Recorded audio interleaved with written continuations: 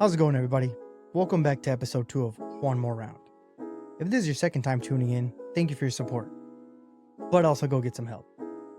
Monday's episodes will be a recap of the weekend's events, as well as give you all a chance to submit any audience questions for Friday's episodes.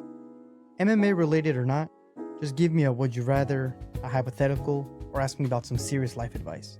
Keep it semi-respectful, because I think my mom tunes in. Nevertheless, let's get into it.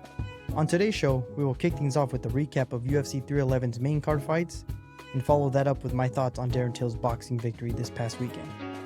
After that, for Matchmaker Monday, I will give you guys my take on who the winners and losers should fight next. Now let's get started.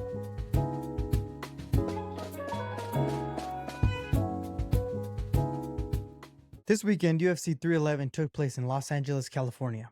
In the main event, Islam Makhachev submitted last-minute replacement Renato Moicano in one round. The world was robbed of a Money Moicano post-fight victory speech, which I firmly believe would have brought world peace. In the co-main event, Merab defeated Umar by unanimous decision, and easily the fight of the night. He goes solely by Umar now because Khabib has disowned him from the family name. Here's a look at what the AK training room is going to look like for the next week.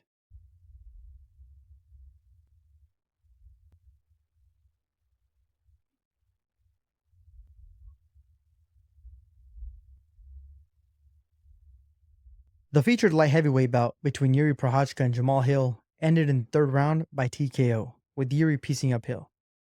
Jailton Almeida TKO Sergey Spivak in the first, and as expected, Kevin Holland was outgrappled by UFC newcomer Rainier de Ridder. Alright, let's get Matchmaker Monday started in the lightweight division. I think Islam Makhachev and Arman Tsarukyan should be rebooked for after Ramadan. As crappy as it was to have Arman pull out last minute, that's still the fight to make. I know everybody wants Charles Oliveira, but that one was recent enough, and I'm curious to see Arman's improvements in the rematch. Alright, next up, I think Charles Oliveira versus Max Holloway makes the most sense. You make this the number one contender fight, and you put the BMF belt on the line. You also make it the co-main to Islam and Arman in the event that somebody pulls out, making Charles Oliveira the instant replacement. This is a rematch from 10 years ago where Charles was TKO'd via throat stoppage. Ew. This fight makes the most sense since Max Holloway is coming off a KO victory against Justin Gaethje when he was the number one contender.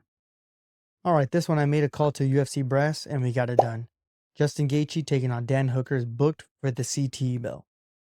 Boom. Fight of the night. Easy. Alright, here we got another rematch. Michael Chandler versus Dustin Poirier. This is Dustin's retirement fight.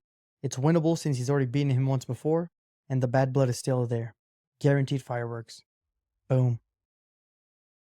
Alright, here we got Paddy Pimblett taking on Mateusz Gamrot.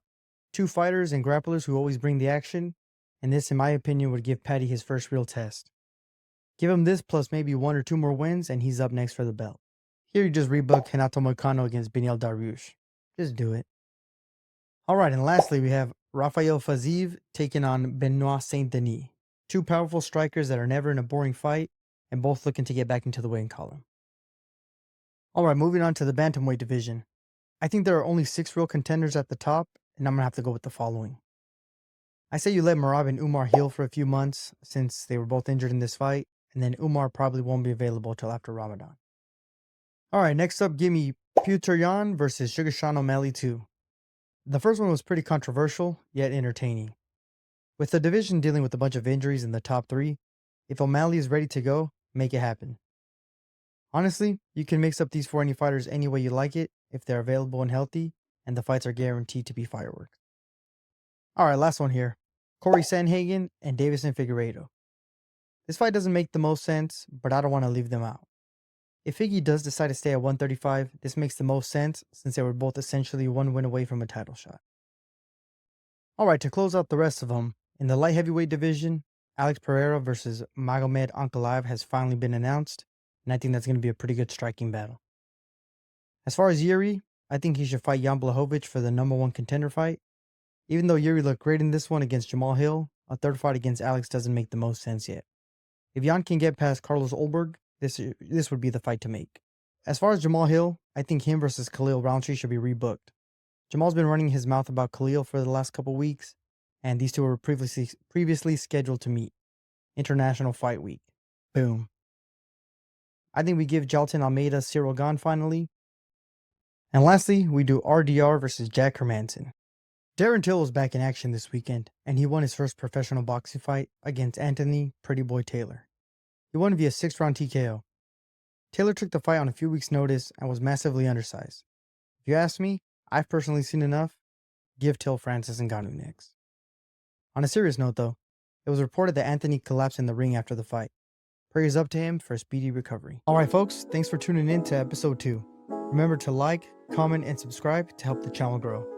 Please submit any audience questions by Wednesday night, and for Friday's episode, the one and only Max Blessed Holloway calls in. Gives us his thoughts on Islam's victory. See you guys then. Take care.